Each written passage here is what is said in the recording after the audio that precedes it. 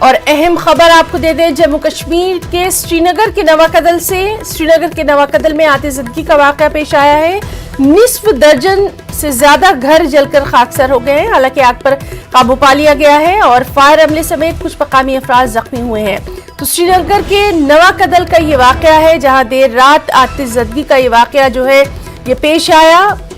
حالانکہ آگ پر قابو پا لیا گیا ہے لیکن مالی نقصان بہت زیادہ ہوا ہے۔ نصف درجن سے زیادہ گھر جل کر خاکسار ہو گئے ہیں۔ آگ لگنے کی وجوہات پر پتہ لگایا جا رہا ہے۔ آپ کو بتائیں کہ فائر عملے سمیت کچھ مقامی لوگ جو ہیں وہ اس میں زخمی بتائے گئے ہیں۔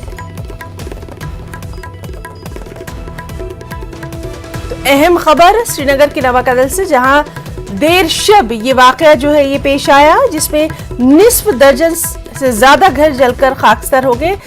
مالی نقصان کافی ہوا ہے اور کئی گھروں کا جو سامان ہے وہ جل کر خاکسار ہو گیا ہے۔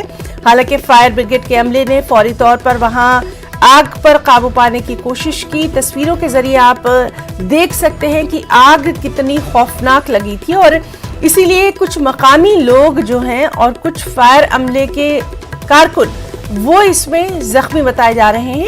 حالانکہ آگ پر جلد ہی قابو پا لیا گیا تھا۔